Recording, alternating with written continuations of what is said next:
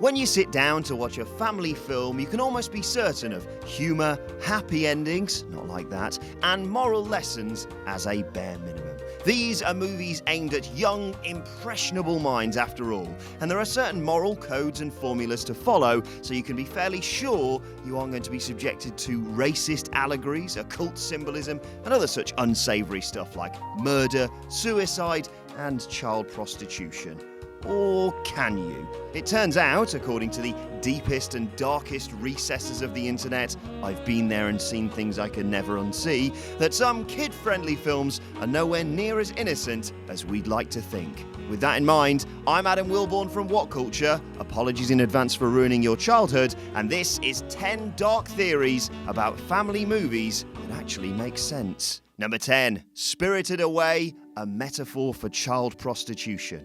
Spirited Away is a charming story about friendship, loyalty, and growing up, set partly in a bathhouse, which, like Jules, makes all the charm a little suspect. Historically, during Japan's Edo period, bathhouses were places of ill repute, where menfolk could seek the services of young women. Basically, they were brothels. The young female attendants were referred to as Yuna, the same occupation Chihiro takes up in the bathhouse, while the women running the bathhouses were known as Yubaba, the same name as her boss. Then there's the fact that all the bathhouse's customers appear to be male, and Yubaba makes Chihiro change her name to Sen after employing her. A common practice forced upon sex workers by their pimps, apparently. The more you know. So yeah, this mystical masterpiece is pretty dark after all. Number 9. The Secret Life of Pets, a metaphor for racial oppression.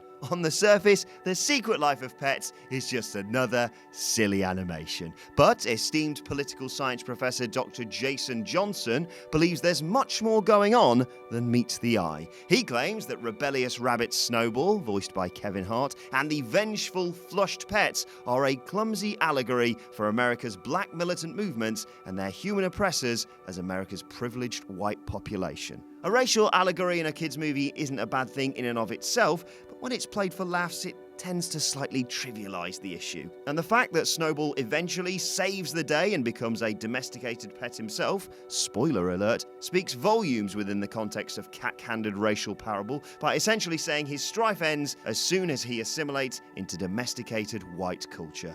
Or it's just about what your pets get up to when your back is turned. I'm no political science professor. Number 8. Jurassic World. Indominus Rex is part human. Although the full genetic makeup of Jurassic World's new dino on the block is still unknown, we do know the Indominus Rex is part Velociraptor and T-Rex, mixed up with other dino DNA, a little bit of pit adder, tree frog, ray of f***ing sunshine, and some cuttlefish DNA chucked in for good measure. But some of the hybrid dinosaurs' features and traits have fans wondering if maybe there's something else in the mix too. Not only does it display above average intelligence, it also seems to kill other dinosaurs for sport rather than food, and has suspiciously opposable thumbs, all of which, of course, are human traits. Well, apart from the above average intelligence, for some people maybe. We know that InGen's brilliant geneticist Dr. Henry Wu and shady security dude Hoskins were conspiring to weaponize the beast for military use. So could it be that Dr. Wu sneaked a little of his own DNA, try not to think about how, into the melting pot to create the perfect human dino soldier killing machine? Number 7. Coraline. The occult, Illuminati symbolism, and monarch mind control. Coraline is a pretty creepy kids film to start with, but unsurprisingly, the conspiracy-obsessed internet community, hi comment section, have come up with a theory that makes it even creepier.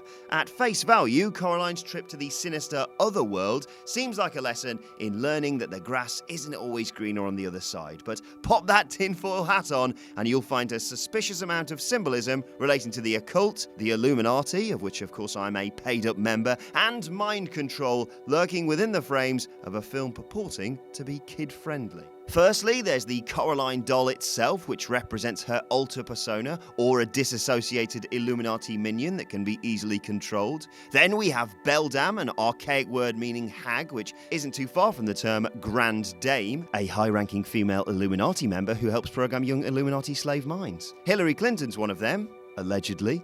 Throw in some one-eyed ghosts, the triangular seeing stone Coraline uses to find their eyes, and a couple of Baphomet head-shaped furniture in Other Mother's house, and you basically have more occult imagery than Eyes Wide Shut. Number 6. Gremlins, a tirade against imported Asian goods. Who'd have guessed that some people would think Joe Dante's classic is a little xenophobic in nature? In one prevailing theory, Kingston Falls represents the state of the American economy and manufacturing industries during the 1980s, and Gizmo and his not-so-cute offspring are a stand-in for imported Asian goods. The havoc they wreak on Kingston Falls is a metaphor for the effects of the Asian economic boom upon the USA's domestic market.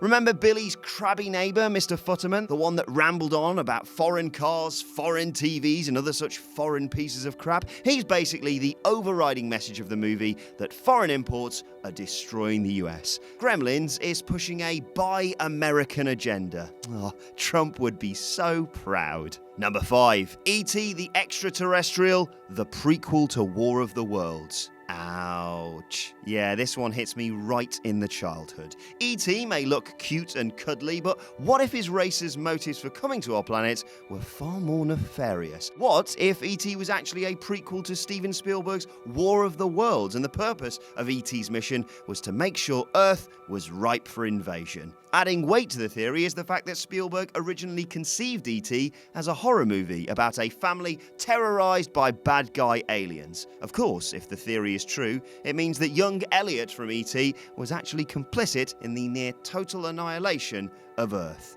The weepy little shit. Number 4. My Neighbor Totoro, Death Gods and Real-Life Murders.